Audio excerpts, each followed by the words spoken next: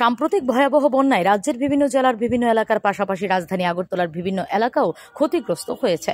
ক্ষতিগ্রস্তরা ত্রাণ শিবির থেকে বাড়ি ফিরে গেলেও অনেকেই বাড়ি ঘরে থাকার মতো পরিস্থিতি নেই। এই অবস্থায় বন্যায় ক্ষতিগ্রস্তদের প্রতি সাহায্যের হাত বাড়িয়ে দিয়েছেন পশ্চিম ত্রিপুরা লোকসভা কেন্দ্রের সাংসদ বিপ্লব কুমার দেব। তিনি রাজধানীর ৬ আগরতলা বিধানসভা কেন্দ্রের অন্তর্গত ১৩ নম্বর ওয়ার্ড এলাকার ক্ষতিগ্রস্তদের জন্য ৬০০ প্যাকেট ত্রাণ সামগ্রী প্রদান করেন। এই ত্রাণ সামগ্রীগুলি আজ সংশ্লিষ্টদের হাতে তুলে দেওয়া হয়।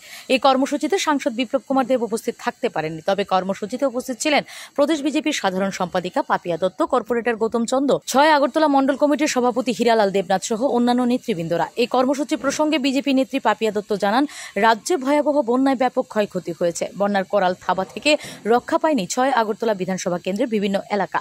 সংশ্লিষ্ট এলাকার ক্ষতিগ্রস্তদের জন্য ৬০০ প্যাকেট ত্রাণ সামগ্রী পাঠিয়েছেন সাংসদ বিপ্লব কুমার দেব। এই ত্রাণ সামগ্রীগুলি আজ ক্ষতিগ্রস্তদের হাতে তুলে দেওয়া হচ্ছে। প্রদেশ বিজেপি সাধারণ সম্পাদিকা পাপিয়া দত্ত আরও জানান, বন্যায় ক্ষতিগ্রস্তদের সাহায্যার্থে আগামী দিনেও তাদের এই ধরনের প্রয়াস জারি থাকবে।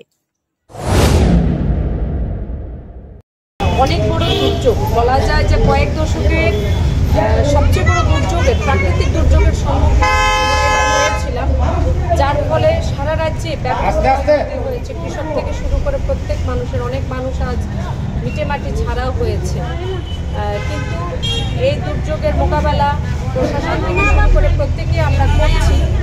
আজ ভারতবর্ষের প্রধানমন্ত্রী ভীষণভাবে ত্রিপুরা রাজ্যকে সহায়তা করে যাচ্ছে, আমরা যেন এর থেকে উত্তীর্ণ হতে পারি। তার জন্য আমাদের রাজ্যের মুখ্যমন্ত্রী আমরা দেখতে পাচ্ছি, উনি এক সেকেন্ড সময় উনি বসে রয়েছেন বলে মনে হয় না। এই প্রান্ত থেকে ওই প্রান্ত আজ উনি ছুটে যাচ্ছে।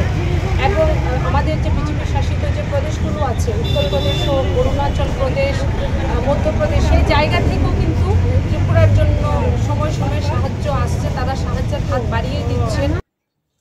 Bureau report, S Bharat live 24 hours.